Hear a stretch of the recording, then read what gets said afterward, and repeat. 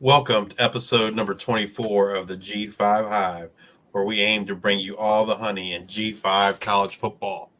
As always, I am your host, Justice, joined by my co-host, Luke. How you doing tonight, Luke? You know what? I'm doing a little bit better than normal. You may wonder why, Justice. Well, I know it's not G5, but I'm here in Iowa. We don't have any pro sports, but I got my Hawkeye sweatshirt on. And just today, I look in my mailbox, and what do I see? I was wondering if you got it today. But I got it. It's hard. It's blurring everything out. Tell us what it is, Justice. It is an Akron Wadley, running back from Iowa, autographed and jersey swatch card that I picked up for you at a card show in my area like 2 weeks ago, I guess. I Two appreciate Saturdays ago, I guess I should say. I appreciate it. That's what makes you my favorite co-host. So I just need to come across some ODU stuff. That's hard to come by, buddy. But I also got this. I should be getting it probably by the end of the week. So I'm hoping by our next show, it's a pseudo G5 player that we'll get to in the Mountain West. But I got me a Malachi Nelson USC signed helmet for like $11. Wow, that's just awesome. just like super cheap, probably because one, he doesn't play for USC anymore, but I'm like, wow, like how cool would it be? He goes to Boise, he tears it up, and then I've got this thing that he was a part of a team for a year. It's almost like getting like, how much would be a Quinn Ewers like Ohio State Buckeye signed helmet, and he goes to the pros and lights it up or something. It'd be pretty, or like a Joe Burrow signed Buckeyes helmet. Something. Yeah, different. It's very, very unique, and the price point. I mean, it was an auction, but I was like, okay, here's for $11, dude. Why not, man? Yeah, it was. I mean, I paid $15 for a Dante Moore autographed card and a Damian Martinez autographed card. So you got a Damian Martinez one, nice. Yeah. So, but anyways, thank you, Justice. Try to keep it a surprise that I got it today. That's actually works better back here. But yeah, thank you very much.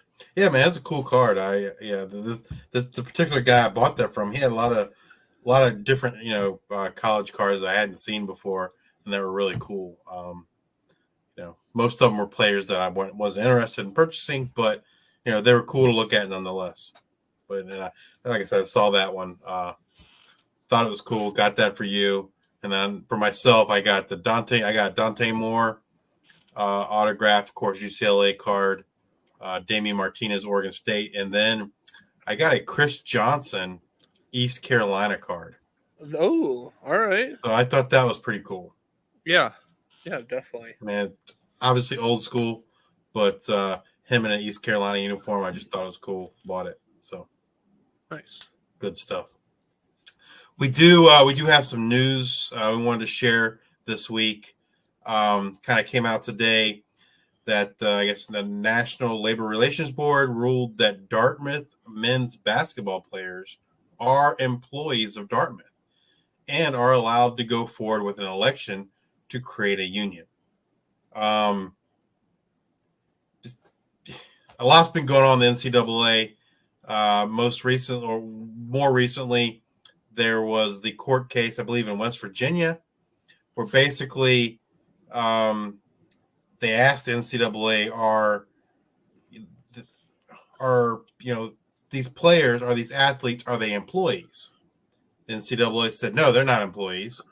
So then we went down the path, okay, well, if they're not employees, then you can't essentially you cannot have what's essentially a non-compete with not allowing them to transfer as many times as they want. And then so you got two paths here, right? You got the path of them not being employees, which basically means it's a free-for-all.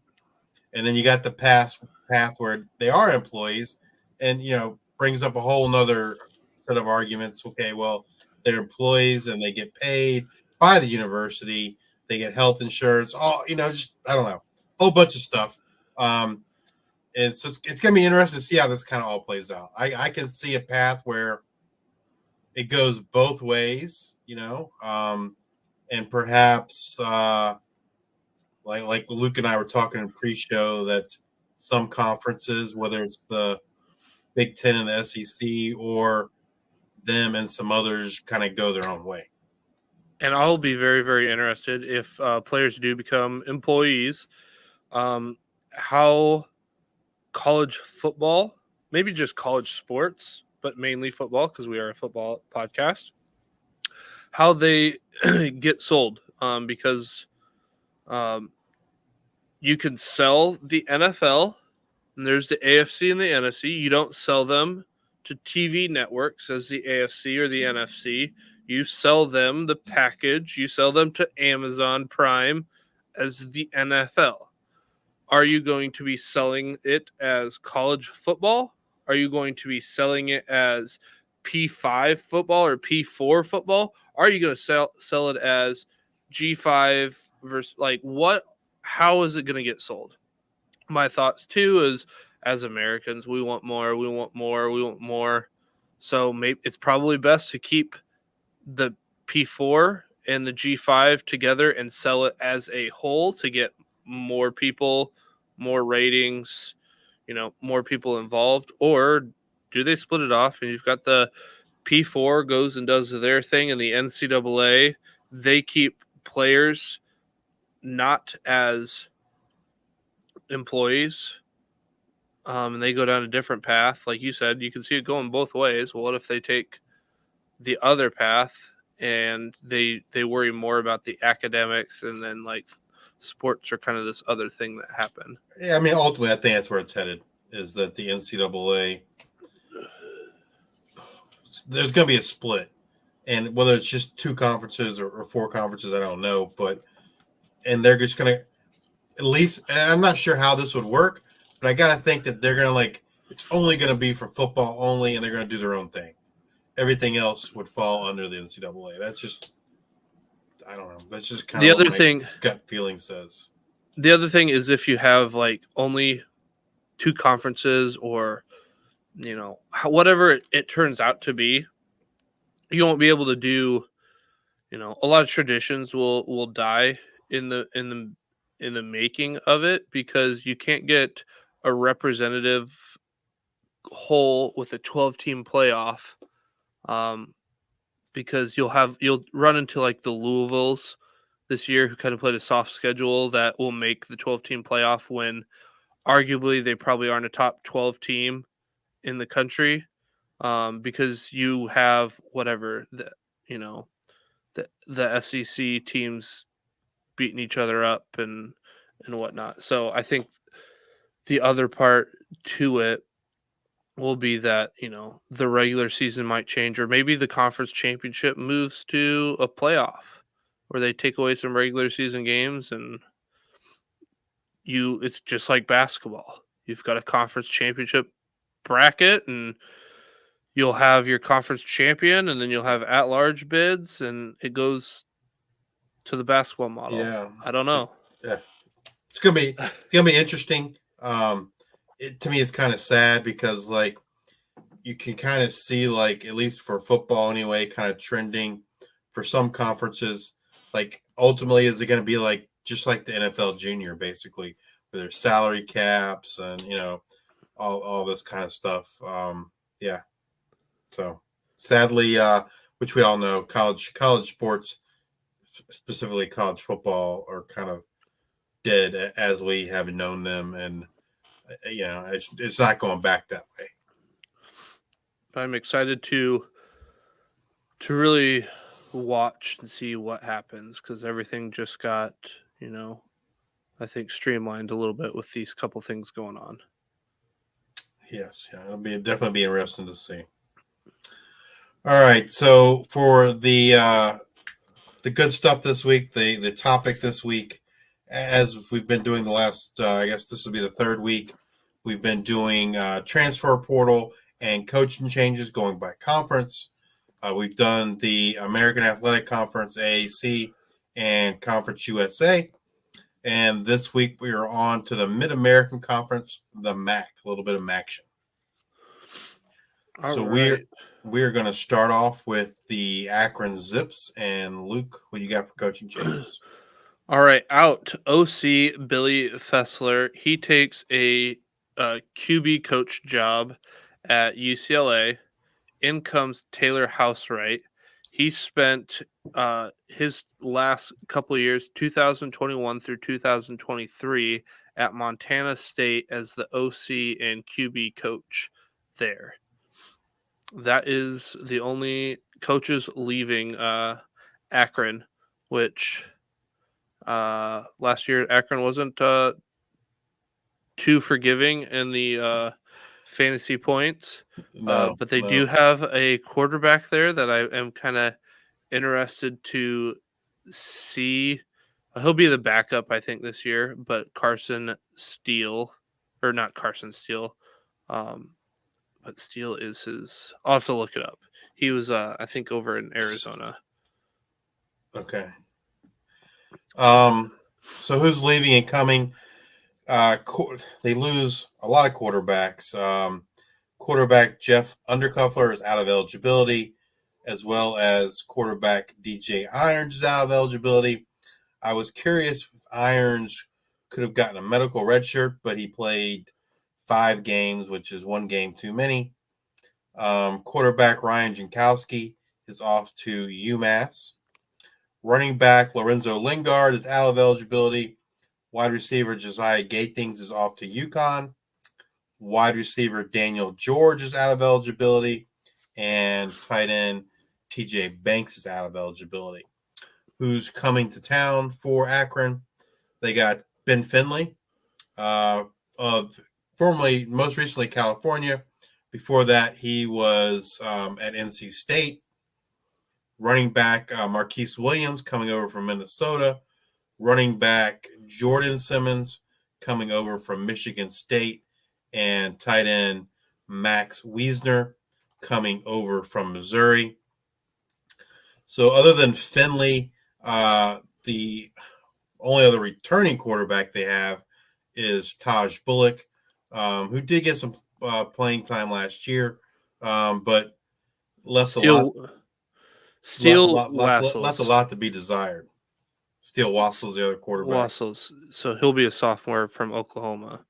So he's also a returner, but I don't think saw any time this last year. Yeah, he But didn't somebody, see this. but somebody I liked coming in last year that I was kind of. He's a mobile guy. Kind of reminds me of some stuff that DJ Iron does. So I'll be very interested to see if he gets in the mix at all towards the end of the season. At running back, like I said, they lose Lingard. They also lose Drake Anderson.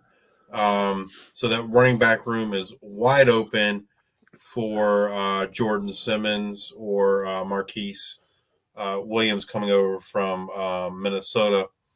So kind of pay attention to the spring to kind of maybe see if one of those guys is kind of standing out. At receiver, Alex Adams does return. He is their he wasn't their leading receiver, but he is the leading returning receiver. They lose 4 of their top 5 options with Gathings transfer out, George out of eligibility, Lorenzo Lingard was actually their 3rd leading receiver out of eligibility, and then TJ Banks out of eligibility. With Finley there, I think that's kind of good news for Alex Adams, right? Good news for the passing game. He's much more of a passer than Taj Bullock is. I gotta imagine Finley's the favorite to start there. I'm not really sure what happened with him at Cal. I thought when I saw him play at NC State, I thought he was decent. I think stepping down in competition is a good move for him. And I mean, I expect him to be at least a capable quarterback. So, Alex Adams might be someone that maybe, might be interested in later in drafts. Maybe a little nugget I wrote in a write up last year on my Substack. Joe Moorhead was an RB coach at Georgetown in 2000, and this was before he was an OC or head coach. So he kind of likes the run game. He likes running quarterbacks too. In his 16 years, I didn't count this last season, his running backs have had 18 or more opportunities per game 12 times in his 16 years. 2009 was the only year where he had multiple backs with more than 18 opportunities. So that means 11 of the 16 years, a Moorhead running back has had 18 or more opportunities per game. His RB1 averages 73% of the RB carries, or 19.8 opportunities per game, a little over 1,100 rushing yards, 11 TDs, and 24 receptions. So it's some teams are really shying away from bell cows, and that's, I mean, there's a committee there to it, but it's pretty much a bell cow. And I know Lindergaard was, a touted 5-star, but he had kind of a quite the way to get to Akron. I'm trying to remember if he went to Miami or if he went to Florida, and then he Didn't he went go to to the other Miami one, first and then go to Florida second? I think. and then then he ends up here. So, and then you bring in a Minnesota running back because he brought in a couple transfers. I'm trying to remember the other guy that he brought in from Arizona last year. Wasn't that was Drake Anderson, Drake Anderson. Yep.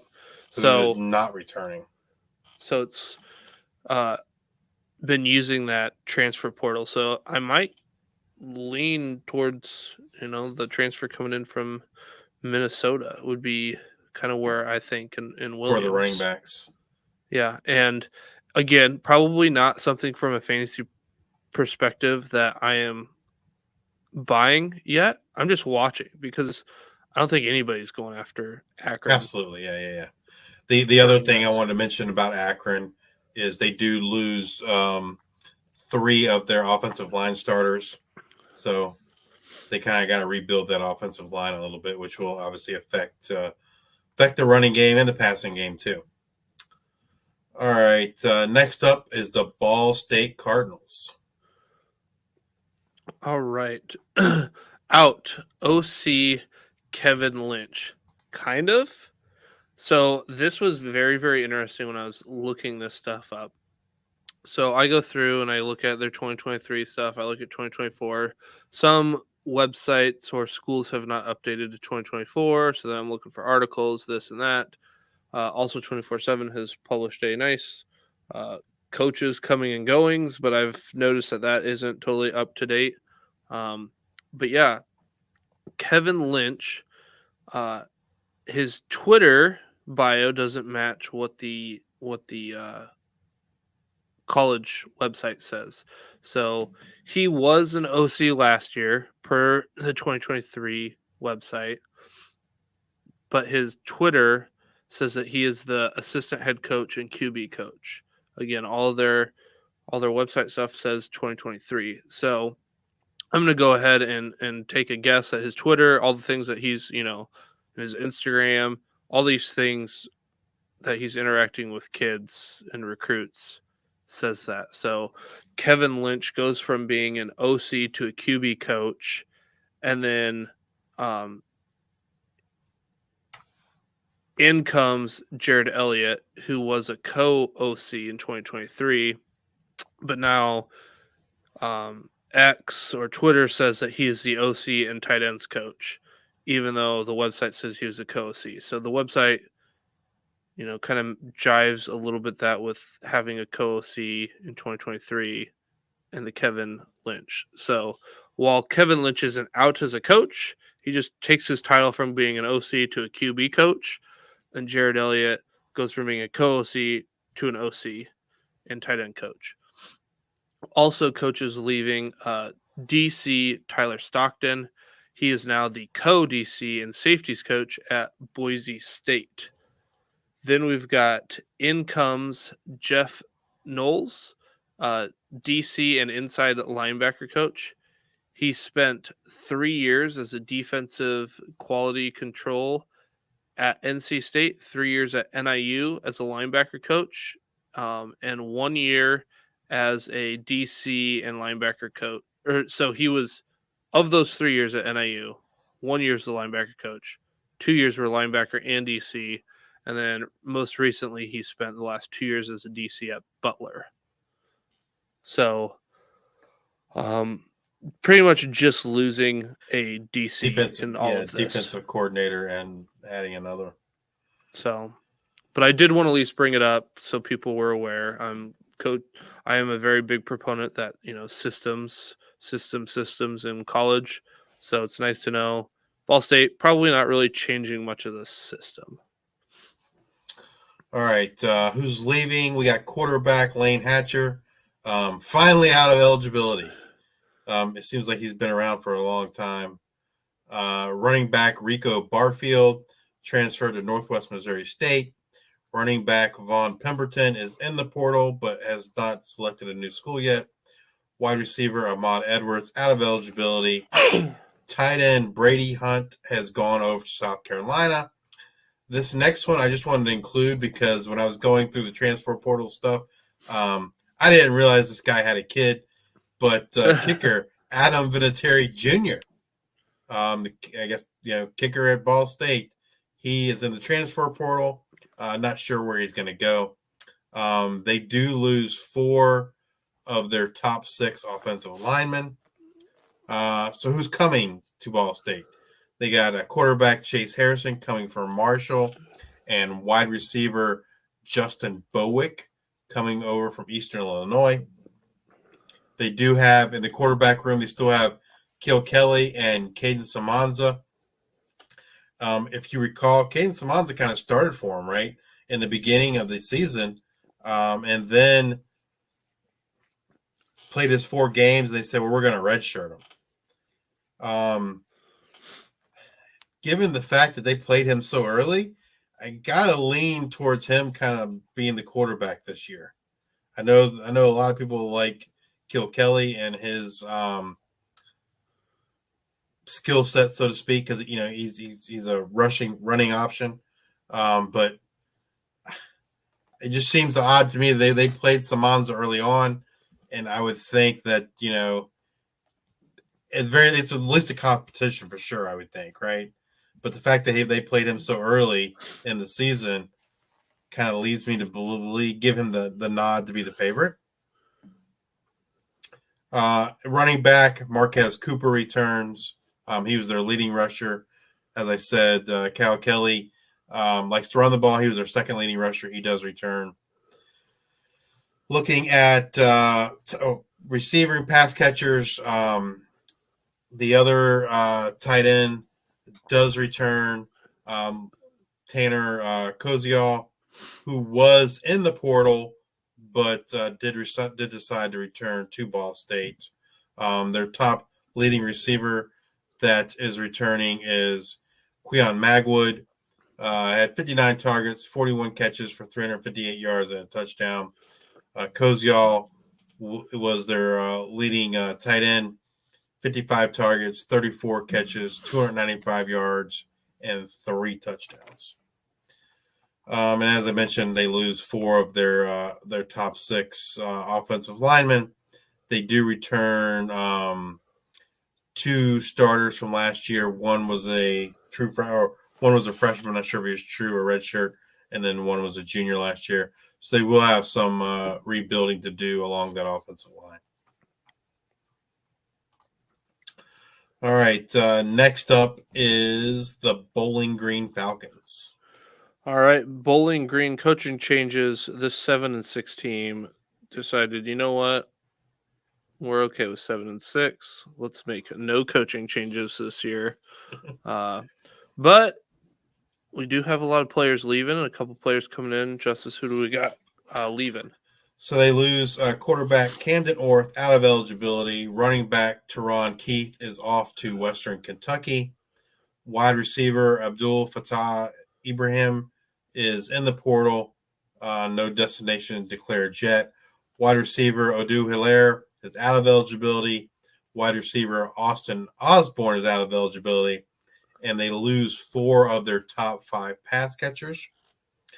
They do have a couple of receivers coming in. They have RJ Garcia from Kansas State and Malcolm Johnson coming over from Auburn. As far as the quarterback room, they got Connor Bazelak returning, and then Hayden Timosiek, who did get a little bit of run last year as a freshman, is returning for quarterbacks. Rushing, Terrion Stewart returns. He was their leading rusher last year with 762 yards and 8 touchdowns. And when he wasn't injured, he was actually having a pretty good year. And losing Keith, I think just leads to a little bit maybe more work for Stewart. Keith was, he was the top backup and also one of their top pass catchers. He was the third leading pass catcher last year, where he had 44 receptions for 457 yards and 3 touchdowns. I'm not sure that Stewart's going to get to that level, but somebody's got to catch those passes, right? Those dump off passes. So maybe that's more news, better news for their leading receiver that's returning, and that's tight end Harold Fannin Jr. 57 targets, 44 catches, 623 yards, and 6 touchdowns. And he did most of his damage late in the year. Early in the season, with injuries, he didn't play as much, but then he kind of really came on towards the end of the season. As a matter of fact, he was the first tight end drafted in the way too early mock draft that Jared Palmgren and Chasing the Natty put on. If you haven't checked that out, go check it out. This week, Chris Moxley and Jared kind of did a breakdown of the draft that I watched earlier today. Both of those shows are definitely good content. Offensive line, they return everyone except for one starter, so really no concerns there. Hopefully, Terrion Stewart can be healthy and continue kind of what he did last season when he was healthy and playing. And I think the thing to really note there is Terrion Keith had 44 receptions, which I think is...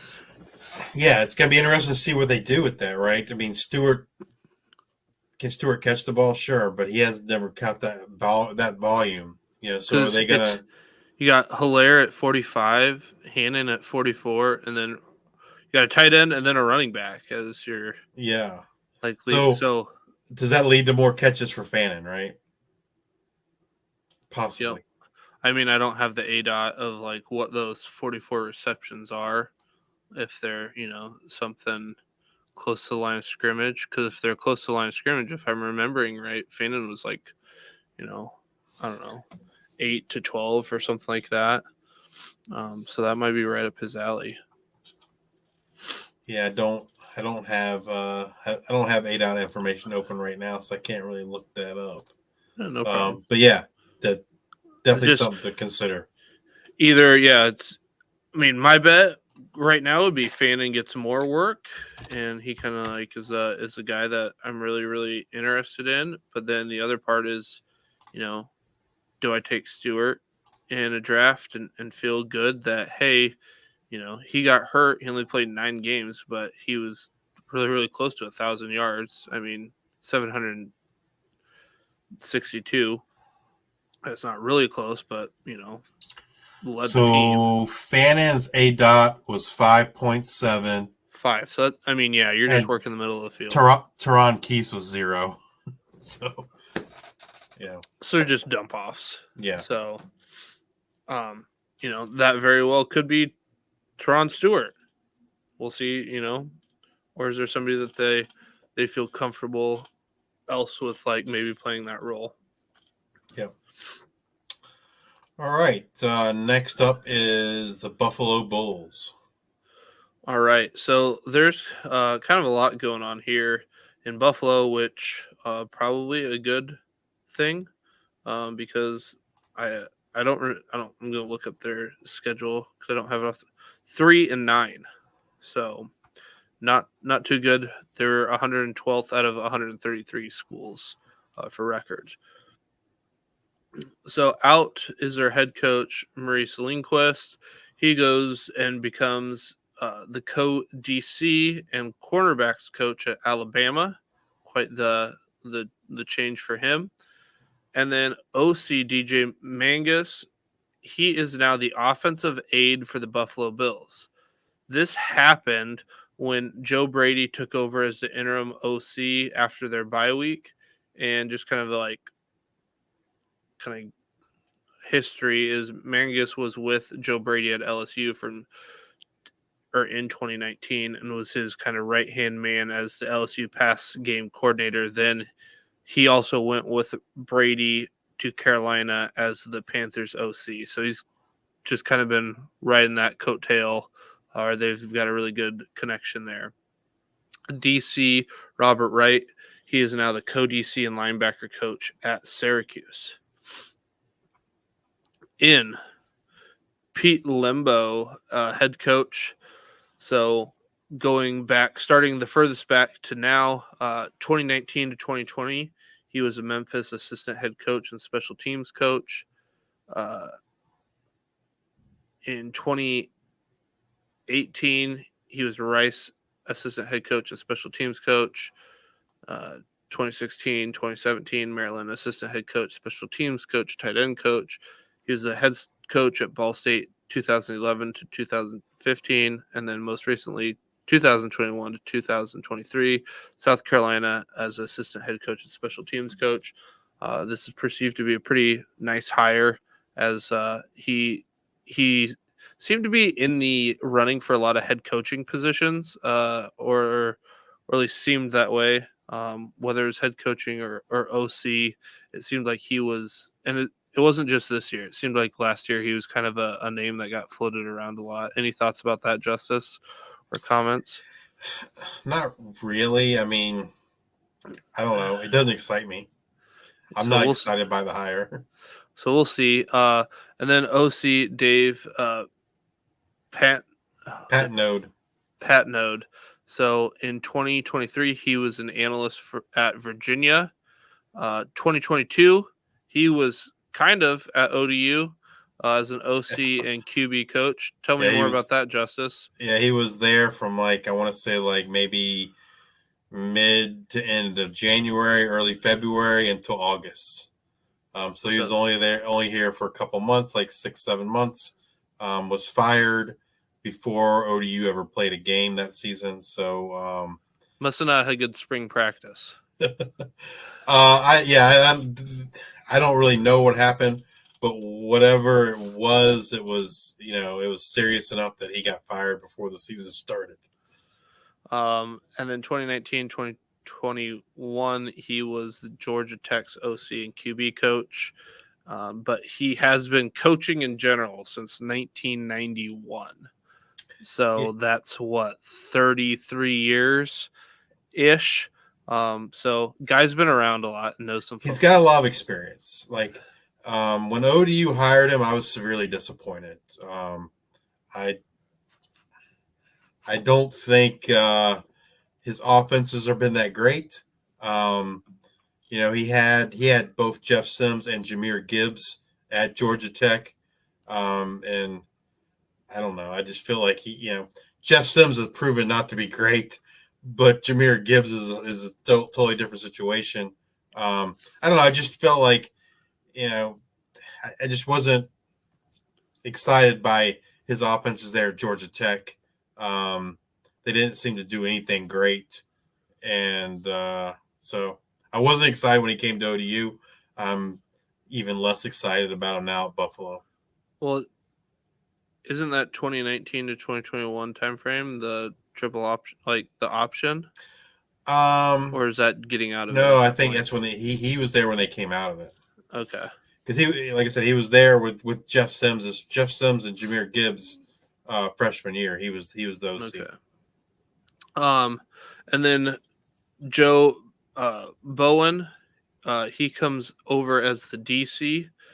2022 and 2023, he was Miami of Ohio's linebacker coach and running game coordinator. Miami of Ohio did pretty well last year.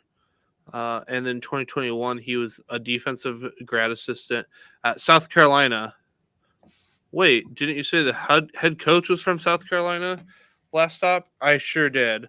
So yeah, the same staff as Lembo, and brings up. So must think pretty highly. He has all that experience as being a head coach, or in the coaching industry. Brings in an OC with a lot of coaching, and then must see something in Joe Bowen.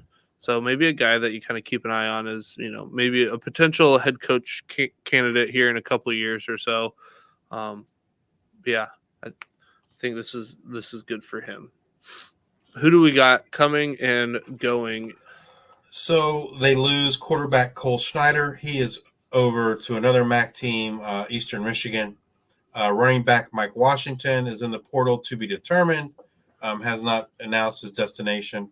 Running back Ron Cook is out of eligibility. Wide receiver Marilyn Johnson is off to Florida Atlantic. Wide receiver Daryl Harding out of eligibility.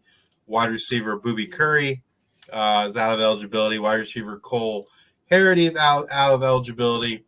And that's just a lot of names to say that they lose their top 5 pass catchers from last season. Who is coming?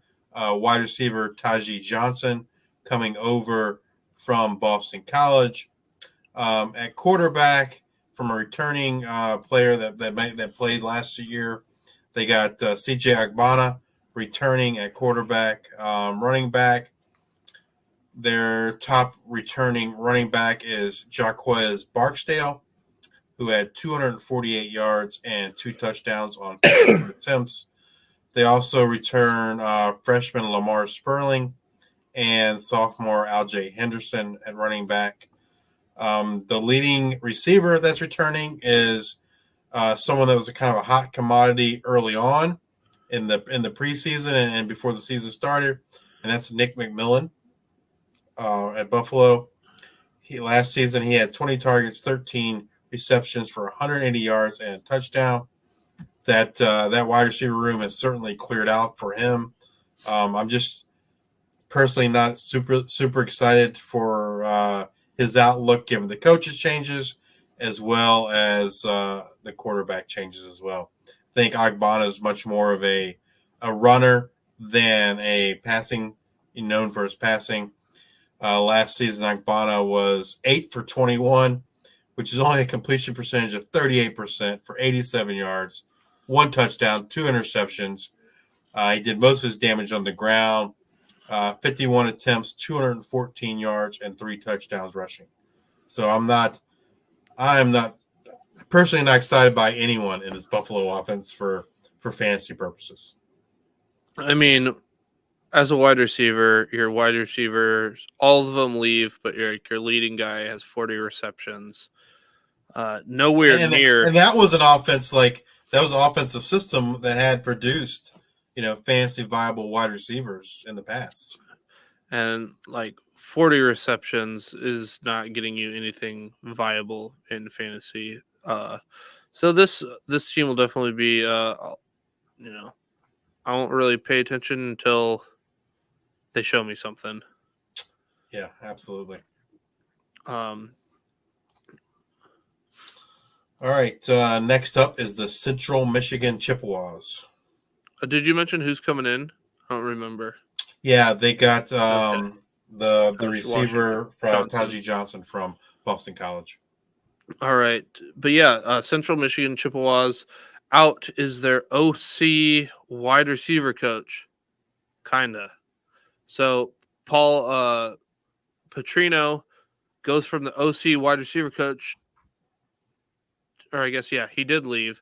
He went and he resigned at CMU. Then he goes and accepts a job at South Alabama as a wide receiver coach. So must be a pretty nice change, or, closer to family or whatnot. I'm sure there's a reason for the resignation.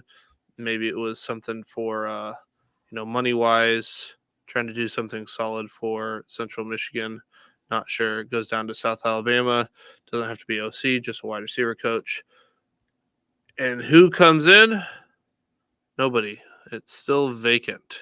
So not not great right now. For I mean, I thought Iowa was in a bad position for not saying an OC for the longest time, but Central Michigan, I don't feel like is a very desirable spot. I mean, Eastern Michigan might be worse in desirability of being a coach there. Not sure. Um, but yeah, their OC is vacant, so I don't really know what they're, gonna have spring practices starting up soon, so don't really know what they're gonna do. But luckily, they got some players leaving, and they're, they've got a quarterback though. They got one. They got a returning quarterback. Yeah. Yeah. So, but they do lose a quarterback who started the majority of their games last year. Quarterback Jace Bauer. He is off to Sam Houston State. We talked about Jace and Sam Houston State last week. And then they also lost wide receiver Jalen McGahee.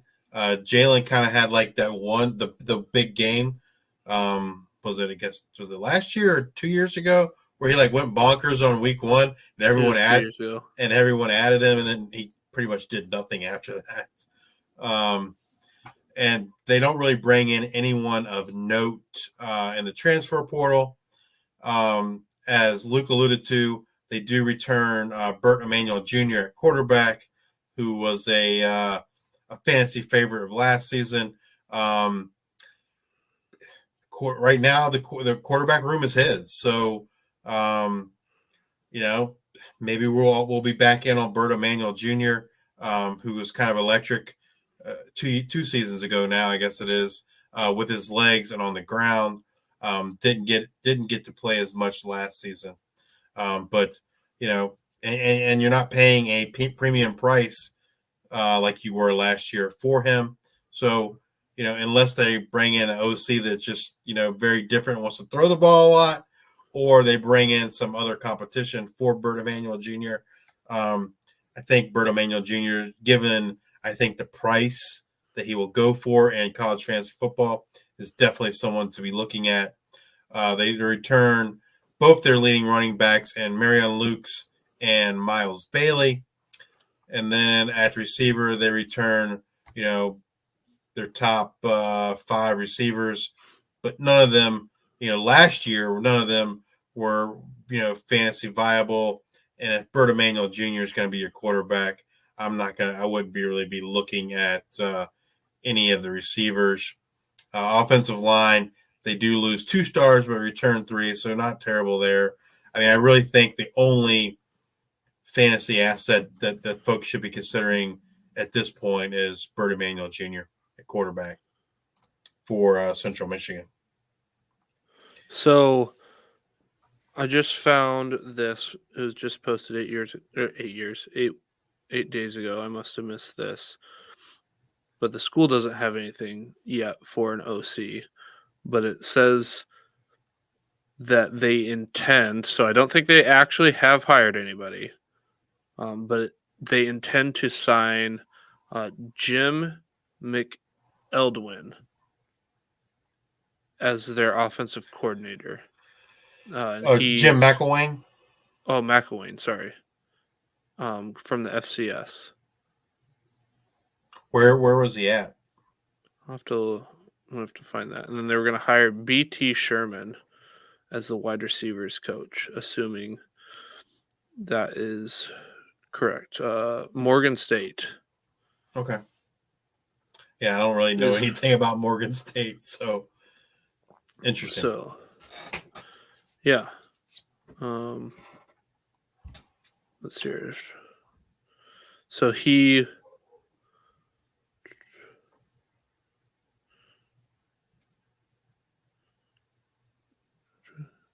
Yeah. I think that's this article is got some misspelling and capitalization everywhere, so like I'm kind of hesitant, questionable. but maybe that is the wide receivers coach is from there, and then because it talks about Central Michigan in winning 20 games in his first 3 seasons there. So I'm not exactly sure He doesn't seem like he's hired yet. But anyways, that is Yeah, I something mean, I I came think across. like Bert Emanuel Jr. is probably the only asset that you're looking at there. Next up is the Eastern Michigan Eagles. All right. Eastern Michigan Eagles coaching changes. We've got none. I'm going to continue to look up this information here that I can find in Central Michigan. They do have quite a bit. They're losing quite a bit and gaining quite a bit in the portal. They lose quarterback Austin Smith, who's transferring to Austin P. Tight end Andreas Pasaki going to Arkansas. Running back Samson Evans out of eligibility.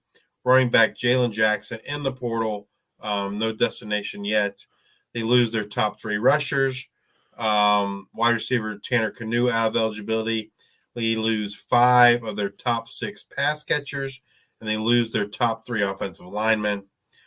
Who's coming in? They got the previously mentioned Cole Snyder coming over from Buffalo at quarterback. They got Drew Viato, quarterback coming over from Minnesota. Running back Delbert Mims III over from NC State. Wide receiver Porter Rooks over from NC State. And wide receiver Tyler Walton coming over from Ohio in the MAC. So at quarterback, you got Cole Snyder against Ike Adengwu III, who was there last season. It'll be a battle, I would assume, between the two of them. My gut would lean towards Cole Snyder. Ike did play in 3 games last year. He was 13 for 31 for a 41% completion percentage. Only had 100 yards, no touchdowns, 2 interceptions. And then on the ground, he had 6 attempts for 3 yards. So I imagine it's being sold as a battle, but I would lean towards Colt Schneider starting for them this year. At running back, as I said, they lose their top 3, and Samson Evans, Jalen Jackson, and then Austin Smith, the quarterback, was their 3rd leading rusher. But they do get Delbert Mims out over from NC State. I gotta believe he's probably the favorite to win that job. And for reference purposes, Samson Evans, their leading rusher last year, only had 635 yards on 142 attempts, but he did have 12 rushing touchdowns. Looking at the receivers, their top returning receiver is J.B. Mitchell III, 61 targets, caught 35 balls, 398 yards, 1 touchdown. As I said, Tyler Walton comes in over from Ohio, Porter Rooks from NC State. But even, last season, they didn't really have, from a fantasy viability standpoint, there really wasn't, anything here as far as receivers go. Their leading receiver had 88 targets, 50 catches, 479 yards, and 3 touchdowns. And as I mentioned previously, they lose quite a bit of their offensive line.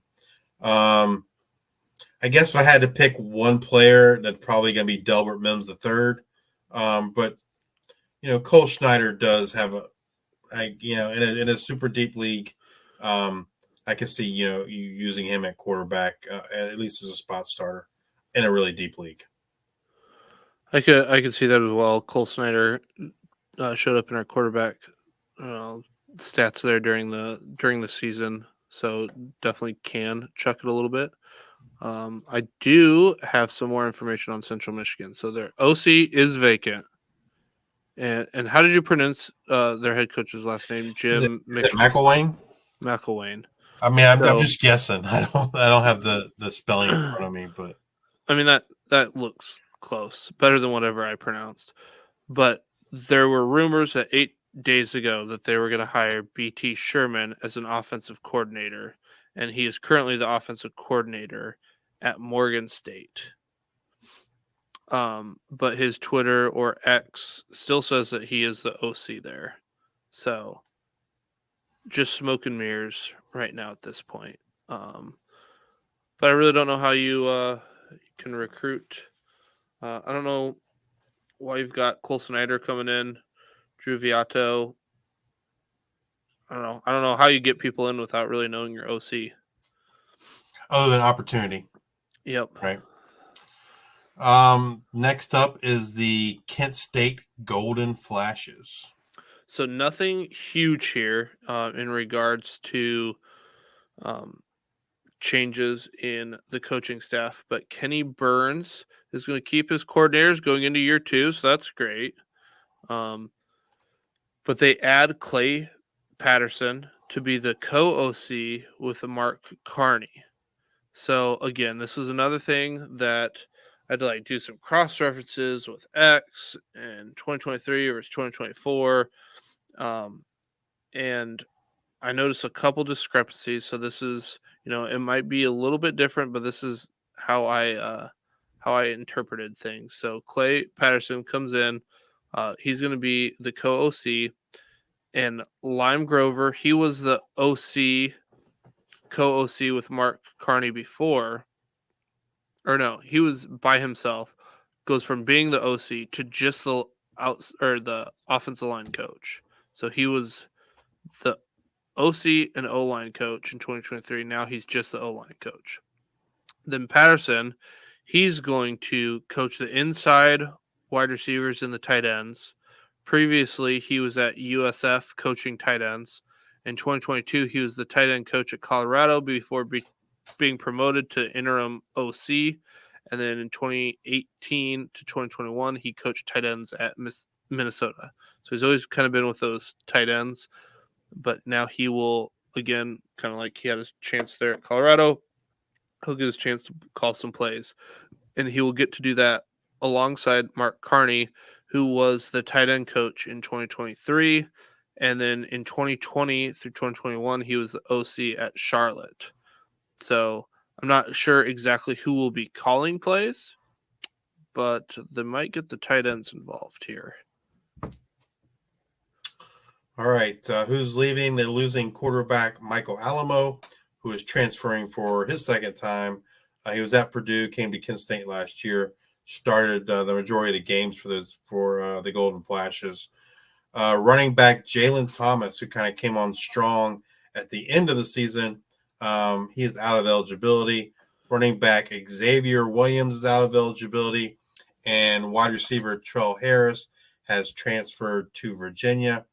Who is coming in? Quarterback J.D. Sherrod is coming over from Troy. In addition to Sherrod, they have Tommy Lutowski, who also got quite a bit of playing time last year, returns, as well as Devin Cargman returns at quarterback. Running back, they return Gavin Garcia, who kind of like led maybe the first half. I would say Jalen Thomas kind of took over and led the second half of the year. Garcia did end up being their leading runner for the year. 138 attempts, 544 yards, and 2 touchdowns. And then receiving, they return one of our favorites, wide receiver Christian McCray, who got injured towards the end of last year, but was having a heavy target season, especially once they got into MAC play. He was finished with 73 targets, 41 receptions, 610 yards, and 4 touchdowns. And they also return Luke Fioria, their second leading receiver, 68 targets, 39 catches, 414 yards, and 4 touchdowns. And along the offensive line, they only lose one starter there. So, I mean, I think things, provided they can get decent quarterback play, which I think they can at least match what they did last year. One win. Well, from a quarterback play, I think okay, they can. okay. I think they can at least match what they did last year. It's like I hope they get one win. So I think Christian McCray is definitely someone that you should be looking at in your drafts. I don't have the weekly target numbers in front of me, man. But when they got to MAC play, he was hitting on all cylinders. All right. Next up, the Miami, Ohio Redhawks. This 11-2 team decided, you know what? We don't need to make any changes at the coaching staff. Let's just run it back. Justice, who do we got leaving and coming? So they lose quarterback Avion Smith, transferring to Alabama A&M. Running back Rashad Amos is in the portal, has not announced destination yet. Wide receiver Gage Larverdane has transferred to South Carolina. Wide receiver Miles Marshall is out of eligibility. The same with wide receiver Joe Wilkins. Who is coming back? You got who is coming in? You got running back Dylan Downing coming over from Purdue. Quarterback Brett Gabbert returns for what seems like his 18th year there at Miami of Ohio. In addition, they also have Maddox Kopp and Henry Hessen returning. And then, like I said, they lost running backs Rashad Amos, and but they do have Kenny Tracy, their third leading running back, and Keon Mosey, their fourth leading running back, returning this season, as well as the transfer from Purdue and Dylan Downing. What are your thoughts if, there's some steam kind of picking up with Amos maybe going to North Carolina at one point? Yeah. What do you Well, think? why would he go? Why would he do that? What do you think if he comes back? Like he's taken this long. Like, what if he comes back? Do you think that's probably the best thing for him and Miami, or do you think he's like? Do you think there's a reason that he? Well, I don't have any inside knowledge, but my gut says that he came over from South Carolina, right? Yep. So he went here. I think he feels like, hey, I proved myself. I need to be back in the P5. And I think he expected that he'd have a lot of P5 offers. Maybe that's not materializing. Yeah, I mean, from a fantasy standpoint, I'd love to see him back at Miami of Ohio. But whether he burned that bridge or not, who knows? That's always, to me, that's kind of always the big question when a player, enters the portal. Like, how they treat the other players? How they treat the other coaches? Did they burn those bridges? Is it? I feel like given the amount of time that's elapsed, I think it's probably not likely that he's going to return. Okay. But I feel like if they're going to return, like it happens quicker, right? Yeah, they find money all of a sudden. Or they realize, hey, I'm not getting the offers that I thought I would get. Maybe it's in my best interest to return where I was.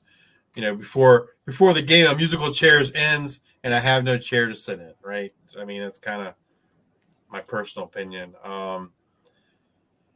Receivers, unfortunately, lose Gage Larverdane, who was a favorite of ours. I'm not really excited about him going to South Carolina. Big step up in competition. They're breaking in a new quarterback there as well. They do return their second leading receiver, Cade McDonald, had 44 targets, 28 catches, 355 yards, and 3 touchdowns.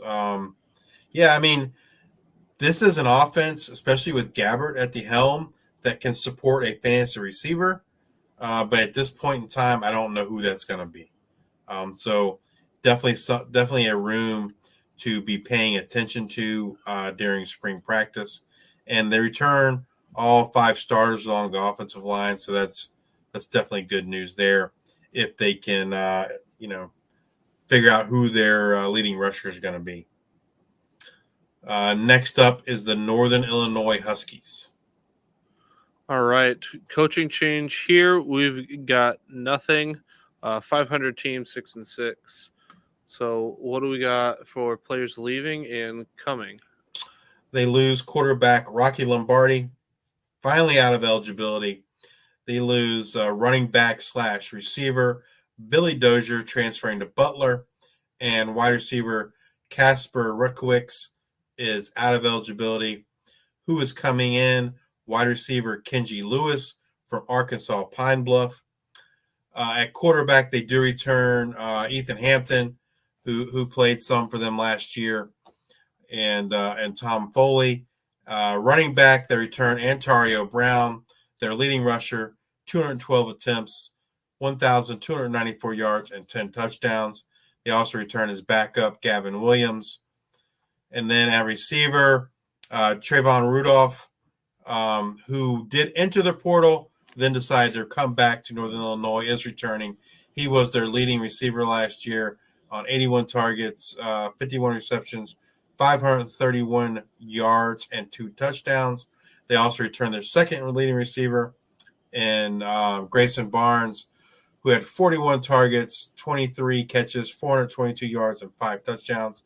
And as I mentioned, Kenji Lewis transfers in over from Arkansas Pine Bluff.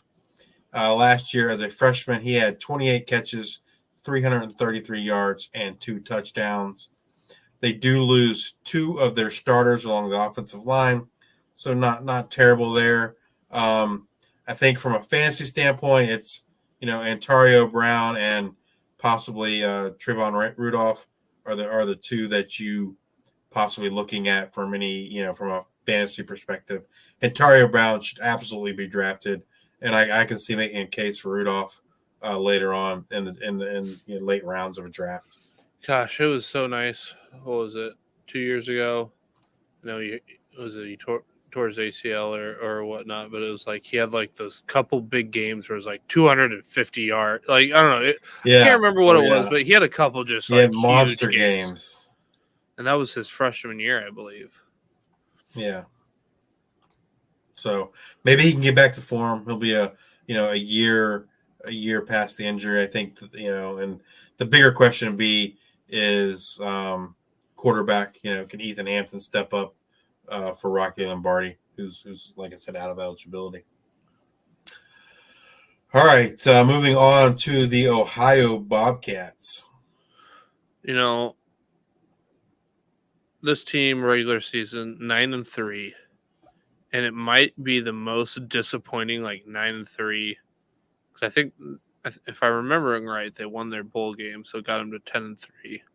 But it might be just the most underwhelming 10-3 football season that I can remember. I think there's so many expectations. Yeah, for that offense. And then they played really well against Iowa State at home, and won that game off the questionable field goal there by Iowa State that looked like it went in, but no one really was looking at it. I don't know. That was a crazy series. I'm okay though because I took the Ohio money line in that game, so that was good. Coaching changes, no coaching changes here for Ohio. Well, we got a lot of personnel changes. We'll start off with who's leaving. Quarterback Curtis Rourke off to Indiana. This next one, I put him on here because he committed and then he's right back into the portal. But that's quarterback Gunnar Gundy. He'd come over from Oklahoma State, and I don't know, he wasn't even there like a week, and he's already back in the portal again. No idea where he's going. Running back O'Shawn Allison out of eligibility. Running back C. Bangura is going over to Minnesota. Wide receiver Sam Wiggles as we like to call him, is out of eligibility. Wide receiver Miles Cross is over to Indiana. Wide receiver Tyler Walton over to Eastern Michigan. Wide receiver Jacoby Jones out of eligibility. Tight end Will Kasmarek over to Ohio State. Tight end Tyler Foster over to Oklahoma State. They lose their top 7 pass catchers and 4 of their 5 offensive line starters. Who's coming in? They do get running back Anthony Tyus coming over from Northwestern and wide receiver Charles Ross coming over from San Jose State. Looking at quarterback, they have C.J. Harris returning as well as Parker Navarro. Parker Navarro got to start in the bowl game and looked good in that bowl game. At running back, again, Parker Navarro is their leading rusher, but Ricky Hunt, who had a big bowl game, I gotta imagine it's going to be between Ricky Hunt and Anthony Tyus to kind of who's going to lead that room for them next season. Hunt had the big bowl game. I think he had 4 touchdowns in the game. Remember, he had an awesome one-handed catch in that bowl game. And then looking at receiving options, I gotta imagine Charles Ross, the guy coming over from San Jose State, probably going to be their leading receiver. They also return freshman Chase Hendricks, who had 21 targets, 11 catches, 108 yards last year. But they've got to find some additional pass catchers just based on what they have returning. They got 1, 2, 3, 4 tight ends. So they got 2 tight ends and 2 receivers returning that caught passes for them last year. And then they got Charles Ross coming in from the transfer portal. And as I mentioned, they replace almost their entire offensive line, all the starters but one. So they got their work cut out for them on offense, right? And I might be willing to take a shot on Charles Ross late in the draft. Um, Again, because there's not much going on there, and we've seen there be productive wide receivers in that offense. I did reach out to a source with the Ohio Bobcats earlier in the year, just trying to figure out, like, hey, what's going on? Like, why are all these players leaving? You know, and especially say Bangura, etc. And they the source told me that they're losing a lot on the defense, plus They losing the are. offensive line. So it's just like a tough place to be if you only have 1 year of eligibility and you want to win, because you're pretty much like kind of rebuilding, not really reloading. And is that something you want to be a part of? And it seems like people were like, deuces, I'm out. I Sure. also asked, like, hey, Ricky Hunt, huge bowl game. Was he like hurt during the year, or like why didn't he get much run? And I was told like he wasn't hurt. It just was a product of a crowded running back room. But once he got the shot, he proved how good he can be. But he wasn't realistically going to be stealing any snaps from Bangura this year. So it seems like talent wise, less than Bangura, but made the most of his opportunities. So he could Absolutely, have he did. his work cut out for him with a Northwestern running back coming into the mix. But also, you're probably leaving Northwestern to come down to Ohio Because for he a didn't do race. much there. So I think that will be something to watch here in the spring. And yeah, but also hard to trust a running back when you lose 4 offensive line Yep, members. that'll be a key. All right, moving on to the Toledo Rockets. All right, Toledo, no coaching changes here for Toledo. They do have some big losses on offense. They lose starting quarterback DeQuan Finn going over to Baylor, starting running back Penny Boone going over to Louisville, backup running back Micah Kelly going to Samford, and wide receiver Devin Maddox is out of eligibility. And they also lose 3 starters along that offensive line. They didn't really have anyone of note coming in through the portal. They do return Tucker Gleason, quarterback, who when he's had to play for DeQuan Finn has looked capable, looked good. Definitely someone that I would consider drafting in deeper leagues for sure. Running back Jacquez Stewart, who in the past couple of years has been sharing the load, does return. He's their second leading rusher last year, 110 attempts, 574 yards, and 6 touchdowns. And then they also return Willie Shaw, who had 118 yards on 31 attempts. They returned their leading receivers, Jawan Newton, Junior Vandeross, and Anthony Torres, their tight end. All 3 of those guys return this coming year. Newton had 81 targets, 52 catches, 696 yards, and 9 touchdowns. Vandeross, 72 targets, 47 catches, 664 yards, and 4 touchdowns. And then tight end Anthony Torres caught 26 balls on 36 targets, 464 yards, and 3 touchdowns. But as I mentioned, they do have to replace 3 of their starting 5 offensive linemen. But yeah, I mean, I think this is one of the MAC schools where I think you can target multiple options in a draft.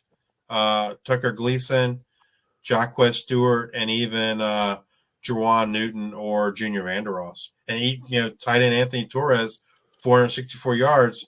That's nothing to sneeze at from a tight end. So, I mean, Toledo is probably one of the teams I'm more excited about in the MAC. And for losing a quarterback of Finn, I mean, it's not like he was lighting it up in the air. He usually had like a running or 2 touchdowns a game that you could kind of count on. They're just in the conference championship, last year. So if they can run it back again, it looks, I'd have to go back and look at all the rankings, but I feel pretty good about Toledo being on the upper half. Northern Illinois. I mean, Miami of Ohio, especially getting back Gabbert. Gabbert probably leaves them as the the shoe-ins, but you don't. I don't feel great about Akron. I don't feel great about Ball State, Bowling Green, Buffalo. Ohio. Yeah. Your directional Michigans, your Central Michigan, probably Central Michigan's probably in a pretty good state. West or Eastern Michigan, not so great. Kent State, not too great. So it's like Miami, Northern Illinois, and then let's see if this next team that we're going to talk about can maybe make a leaps and strides compared to what they were last year to maybe battle out with Toledo and those teams, maybe be like the top 4 there. All right, so we're down to the final team in the MAC, and that is the Western Michigan Broncos. So they were 4-8 this last year, and they get coaching changes. DC out is their DC Lou Esposito. He becomes the Memphis co-DC and defensive line coach. Billy Kosh, he takes the head coaching job at Stony Brook. And then in comes DC Robert Bala. He's the inside linebacker coach at Alabama. So I feel like that's a pretty big get for a Western Michigan Broncos team. Yeah. I didn't look too far, but there's got to be some sort of tie. Like, I don't know just how you get that. So, maybe that defense really steps up. OC comes in as Walt Bell. So tell me a little bit about Walt Bell. He was the OC and quarterback coach for Maryland, 2016 to 2017, offensive coordinator and quarterback coach for FSU in 2018. Got the head coaching job at UMass, went 2-23, not great. Then in 2022 and 2023, he was Indiana's OC and quarterback coach for 5 games before getting fired. And that's what comes in as the OC. And kind of what you remember from Western Michigan this last year is running the ball, and running lots of plays. So I kind of looked at, the OC that's leaving. And at Richmond, he ran 63.5 plays. At Virginia Military Institute, he ran 77 plays one year and 65.4 plays one year. So when Billy Kosh has been an OC for 3 years, he's averaged 68.6 plays per game. And I'm trying to remember what Western Michigan had this year. If it was like 77, it was pretty high. It was pretty high, yeah. So I was just trying to figure out, was that head coach comes in, or is that the OC, or what what is that? Yeah, I just looked up was Andy Isabella at UMass when Walt Bell was there, but he wasn't because Isabella I think graduated in 2018. But yeah, so then Western Michigan, so they had 73.5 plays in 2022, and then 69.8 plays per game for Lance Taylor at Louisville, and he was the Notre Dame running back coach and running game coordinator in 2021, and the Notre Dame running back coach in 2019 and 2020. So Lance Taylor comes from being a running backs coach, running game coordinator, makes me think that we're not going to see a whole bunch of change when it comes to running the ball. That was my main concern. And I'm going to hop off here. My doorbell rang, and it's like 11 o'clock. So I'm going to go see what that is. All right, bud. All right. So who is Western Michigan losing? They lose quarterback Trayson Burgo going over to BYU. Quarterback Jack Salopic off to Elon. Quarterback Stone Hollenbach in the portal, no destination. Running back Keyshawn King is out of eligibility. Tight end Austin Hentz is out of eligibility. Who are they bringing in through the portal? They bring in wide receiver Bugs Mortimer, all-time college fantasy name there, coming over from UL Monroe. And they bring in tight end Chris Tootle coming over from NC State. They do return their starting quarterback for most of the season. That was Hayden Wolf, who was 148 out of 226 attempts for a completion percentage of 65.5. He threw for 1,505 yards, 8 touchdowns, and 5 interceptions. They return their leading rusher and a surprise fantasy asset this past season, and redshirt freshman Jalen Buckley, who had 189 attempts, 997 yards, and 10 touchdowns. They also return their second leading rusher, Zahir Abdul-Salam, who had 470 yards on 123 attempts and 5 touchdowns. Receivers, they return Kenny Woback, who had over 100 targets last year. He had 101 targets, caught 76 balls for 691 yards, but only 1 touchdown. They also return Anthony Sambuki, who had 36 targets for 21 catches, 318 yards, but 5 touchdowns. They returned tight end Blake Bosma, who had 317 yards on 19 catches and 29 targets and 2 touchdowns. Offensive line, they lose 2 of their starters on offensive line, so not too terrible there. But this is another team where they have a couple fantasy assets for your drafts. Clearly, Jalen Buckley is definitely someone that should be drafted in leagues. And then wide receiver Kenny Womack. Those are kind of the top 2 options there that, from a fantasy perspective, that most definitely should be on a roster in the majority of your fantasy football leagues.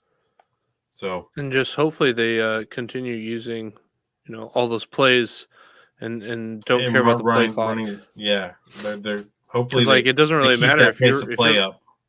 Yeah, because if you're running 73 plays a game, 74 plays a game, it doesn't really matter what your split is of running and passing. That everyone's going to get something there.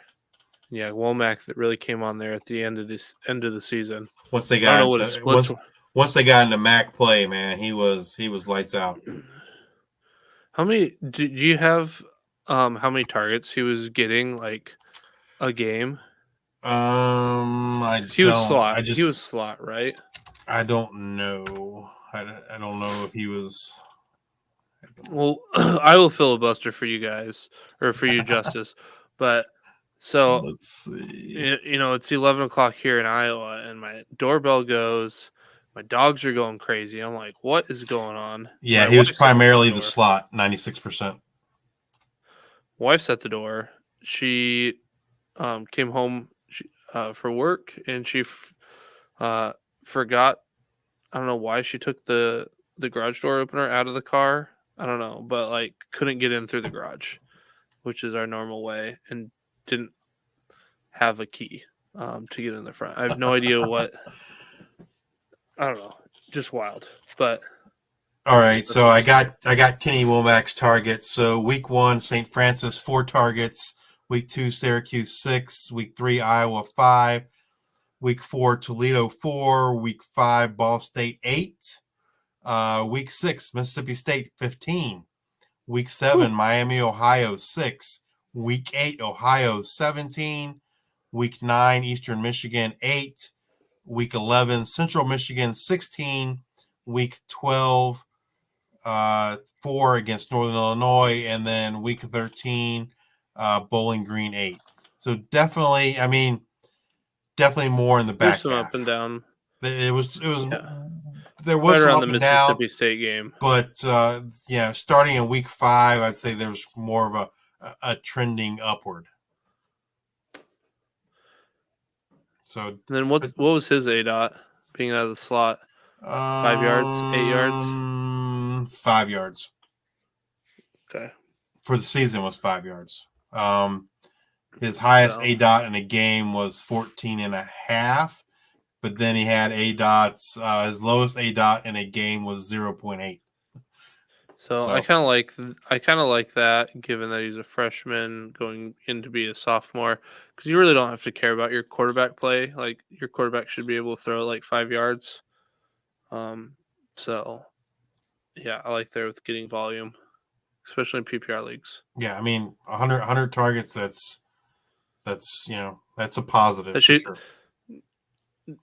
yeah, 100 targets that gets you probably in that wide receiver 3, wide receiver 4 Yeah, range. I gotta imagine like 101 targets. I don't have the stats in front of me. That's gotta put you like in the top 40. I would think. I don't know, Yeah, I think that would be fair. Maybe. somewhere around there, maybe top Yeah. 50. So yeah. I would think top 30 to top 40, somewhere in that range. But yeah. So that is going to wrap it up for the MAC. Next week, we'll be back with the Mountain West on tap for transfer portal and coaching changes. And in addition to the Mountain West, as everyone knows, I believe we are going to include Oregon State and Washington State. They're not really a Power 5 team anymore. I haven't really, no one really calls them G5, but I think it's just a matter of time before he gets there, right? Yep. They no longer have an automatic bid into the playoffs because there's only 2 teams in their conference, and you have to have a minimum of 8. So we're going to include Oregon State and Washington State in our preview of the Mountain West next week. Thanks everyone for the support. Please rate, review, subscribe wherever you listen to podcasts. We're available on Apple Podcasts, Spotify, Google Podcasts for another like 2 months, I guess, month and a half. Yep. On YouTube as well. Get those likes up on YouTube. Please subscribe on YouTube or wherever you listen to podcasts. You can find us on Twitter at G5Hive. You can find myself at Justice_2318. You can find me at Probasco Luke. Good Hit night. us up with any questions. Anything you want to see on any future shows, kind of hit us up. We're kind of figuring out where we're going to go after we finish these transfer portal and coaching change conference wrap-ups. So if you have some topics you'd definitely like us to cover, please hit one of us up or message us both at the G5 Hive. Once again, thanks for your support, and we will see you next week. Good night. Yaka, haka, yaka, and you